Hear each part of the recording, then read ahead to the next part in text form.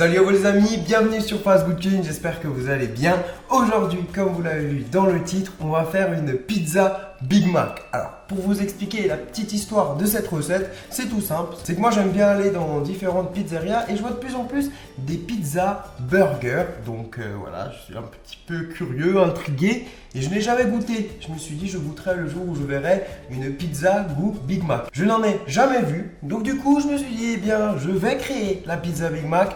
C'est parti, présentation tout de suite des ingrédients et pour réaliser la pizza il vous faudra de la pâte. La recette est dans la description, je l'ai faite maison. Il vous faudra également du beurre, de la salade, des graines de sésame, de la sauce burger, du cheddar, un oignon, un cornichon et de la viande hachée. Et pour la sauce burger, c'est de la sauce Big Mac. Là aussi, je vous mets le lien d'une ancienne vidéo, comme ça vous pouvez la faire maison. Et maintenant, c'est parti, on va cuisiner. Première étape, on va prendre de la salade et on va découper des lamelles dedans. Comme ça là, on prépare tous les ingrédients comme un Big Mac et on viendra dresser à la fin. On a fait la salade, on va prendre le cornichon. Dans le cornichon, on va couper des rondelles. Un oignon, on va couper la moitié. Une moitié, ça suffit. On va couper dans ce sens-là. Puis on va faire des lamelles dans l'oignon et ensuite des petits cubes. Dernière garniture, les steaks. Donc là, on va prendre de la viande hachée. Et là, on va couper en 6 morceaux.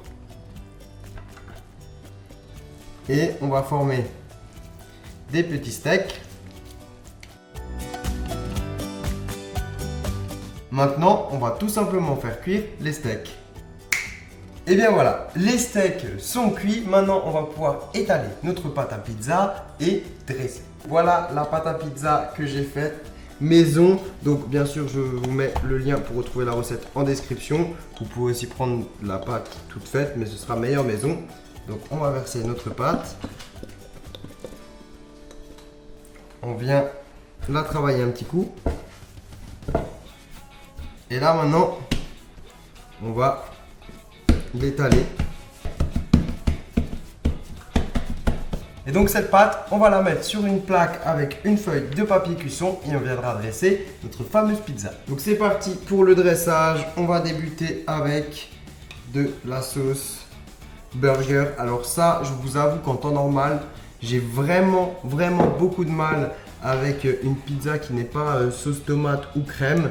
Donc voilà, c'est l'occasion de tester à nouveau avec une sauce, cette fois-ci Big Mac. Ensuite, on va déposer un petit peu d'oignon qu'on a coupé finement. On vient déposer nos steaks. Bien sûr, on n'oublie pas les tranches de cheddar. Donc, comme ceci. Je fais n'importe quoi. Et maintenant, on va mettre du beurre fondu sur les extrémités de la pâte, comme ça, tout autour. On prend nos graines de sésame et on va les mettre tout autour, comme ça, pour faire notre pain burger. On va faire cuire ça au four à 200 degrés pendant environ 20 minutes et ensuite, on passera à la suite de la recette. Oui, ça continue encore après. Bon. Eh bien, pour l'instant, ça sent super bon. On a bien une bonne odeur de cheddar partout dans toute la cuisine. Donc ça, c'est déjà très bon signe. Je ne sais pas ce que vous en pensez là maintenant. Je n'ai pas fini. On va encore ajouter la garniture. Donc c'est parti. On commence avec des oignons coupés finement. Ensuite, on va déposer des morceaux de cornichons.